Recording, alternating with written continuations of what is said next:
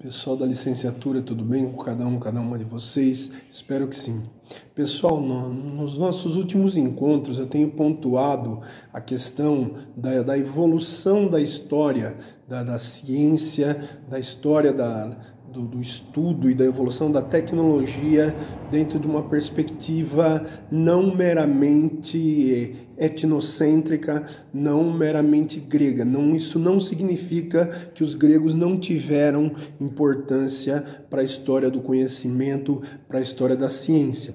Então, é inegável o peso dos pré-socráticos, é inegável o peso de Sócrates, de Platão, de Aristóteles, mas tentando escapar um pouco dessa visão fechada de que a Europa é o centro do conhecimento produzido no mundo antigo, tá? Então, pessoal, pontuando o pensamento, a estruturação dos chamados, como poderia dizer, essa é minha gata que não vai deixar eu gravar o vídeo agora. Então, pessoal, pontuar a importância de que a ciência e o pensamento filosófico, histórico, ele é um contínuo, ele é uma amálgama de coisas que foram produzidas e não meramente uma visão fechada sobre um momento da história do saber humano. Que os gregos foram importantes, sim, mas os árabes, a matemática que nos chegou, os números de origem indiana que foram assimilados pelos árabes, então os algarismos arábicos, a importância dos árabes para a medicina, para a ciência, para a tecnologia, as grandes navegações do Renascimento, elas só foram, e do momento histórico chamado História Moderna, ela só foi possível pelo fato de invenções como a bússola, como a pólvora. Então, as evoluções náuticas, elas foram produzidas ao longo de um histórico de conhecimento e não de um momento específico. Perpassando o mundo grego, saindo desse mundo grego, nós temos na história, pelo menos nessa história ocidentalizada, a chamada Idade Média, que de certa forma quase que pejorativamente foi chamada de Época das Trevas, ou Idade das Trevas, ou Noite de 1000 anos, como alguns pontuam. Então, não que se deixou de se produzir saberes, só que esses saberes eles foram condensados, eles foram de certa forma apropriados por ordens religiosas, e essas ordens religiosas eram monásticas, viviam em mosteiros. Então o conhecimento, as grandes bibliotecas, as obras traduzidas do árabe para o latim, por exemplo, para o grego, essas obras elas foram parar em grandes mosteiros. Exemplo disso, pessoal, se vocês puderem assistir, se já assistiram, assistam sempre O Nome da Rosa, ou leiam um livro, O Nome da Rosa, que é do italiano Umberto Eco. Então, no Nome da Rosa mostra-se claramente essa dicotomia, essa possibilidade do medo, do pavor que quem controla, e nesse caso a igreja, tinha que esse conhecimento fosse disseminado. Então, dissecação de cadáveres só se fosse na calada da noite. E os renascentistas, creio eu, devem ter feito muito isso, porque os esboços e os desenhos renascentistas, eles trazem elementos muito característicos da anatomia humana. Ou seja, o pintor, o desenhista, o gravurista, ele devia saber muito de anatomia para desenhar como Leonardo da Vinci desenhou, como Rafael Sanzio pintou, desenhou. Então, esse saber da Idade Média ele ficou muito concentrado em momentos, em locais específicos como mosteiros. Tá? As obras de Aristóteles que chegaram até o Ocidente via Oriente Médio, elas também, de certa forma, desapareceram.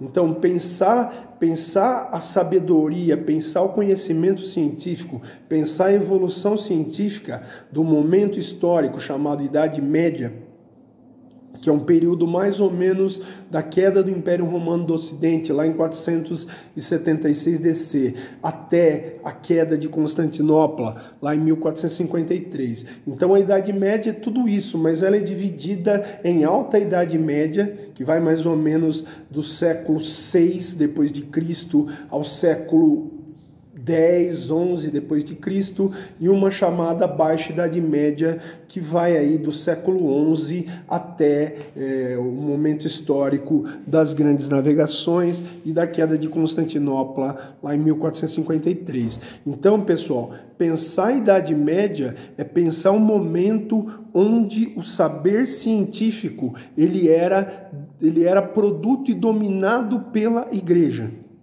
Então a igreja tinha muito interesse em concentrar poder, em concentrar sabedoria. A estrutura piramidal lá da Idade Média, ela permite que, de certa forma, a igreja concentre poder naquele modelo chamado teocentrismo, ou seja, Deus é o centro. Para chegar a Deus você tem que ir à igreja. Então a igreja é o passo para que você atinja o Criador. Como poderia dizer, a reforma protestante ela quebra um pouco essa hegemonia de concentração de conhecimento. Ao Martim Lutero traduzir a Bíblia para o alemão. Então quem soubesse alemão saberia e iria às Escrituras sem essa intermediação de um membro do clero. Então, pensar ciência na Idade Média, não houve ciência na Idade Média, seria um equívoco. As evoluções, o surgimento de arados, novas formas de cultivo de plantas. Então, eu acredito que, de certa forma, a evolução científica não da forma que nós conhecemos pós-Renascimento. Ou seja, essa busca sistemática. E vocês são tributários e eu sou tributário de um saber, que é esse saber baseado na busca da razão e a partir dessa razão atingir o cerne dos problemas. Então o cientista ele é todo permeado, ele é todo absorto em método. Então o método científico é essa busca sistemática por um problema, ou seja, eu tenho uma hipótese, dessa hipótese eu vou buscar as possibilidades que nela existem e dessa hipótese eu vou trilhando, vou dissecando o problema, vou buscando elementos para entender esse problema. Eu tenho um problema de pesquisa, você deve ter um problema de pesquisa, então seja ele qual for o seu problema de pesquisa, você deve buscar através de um método. Então esse é o seu orientador. Se você já tiver um, ele vai ensinar, ele vai fazer você buscar elementos para entender o seu problema, buscar hipóteses dentro do seu problema e chegar a conclusões preliminares e depois a conclusões mais aprofundadas. E aí o próprio método científico ele já traz em si a essência de que vai haver uma antítese. Então alguém vai questionar o seu elemento, o seu objeto de pesquisa, até que chegue alguém e refute aquela ideia, e assim é que se faz a ciência. Então essa ciência renascentista é uma ciência permeada dentro da perspectiva de busca sistemática de elementos para entender um problema. Então, no mundo da Idade Média, as coisas não precisavam, raríssimas pessoas buscavam explicação para o geocentrismo, certo? Essa ideia de que a Terra era o centro de todas as coisas, o Sol girava em torno da Terra, o terraplanismo voltou aí com força total nos últimos anos. Então, aquilo que Copérnico estudou, aquilo que Galileu Galilei estudou, aquilo que Francis Bacon estudou, aquilo que René Descartes estudou, aquilo que posteriormente Newton estudou, tá? Não que Newton, nada desses nomes citados eram baseados em geocentrismo.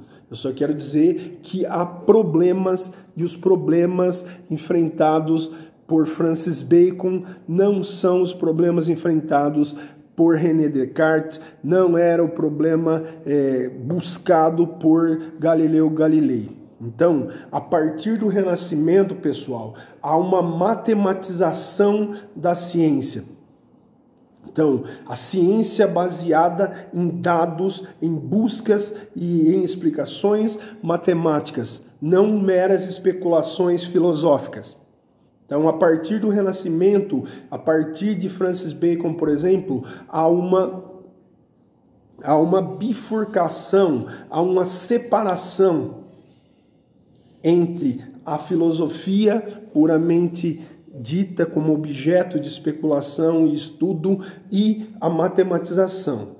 Então, a busca de um método, a busca de certezas eu não posso dizer porque a ciência não vive de certezas. Então, a partir do Renascimento, e principalmente a partir de Galileu Galilei, há uma busca de explicações matemáticas, há uma busca de explicações através da física, através da química, posteriormente através da biologia.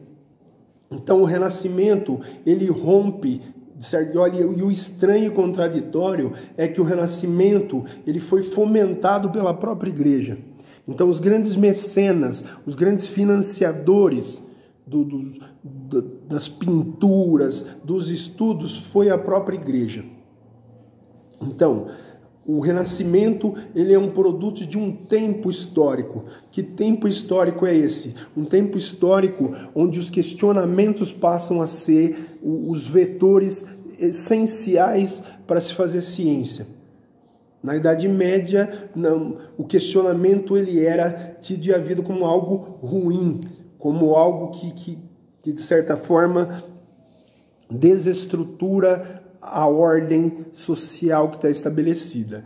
Então, o questionar, o ato de questionar, que hoje é muito comum ao cientista, na Idade Média, o questionamento ele é perigoso. Se vocês assistirem lá O Nome da Rosa, é um dado momento que um dos personagens principais questiona sobre um livro de Aristóteles, se aquele livro existia.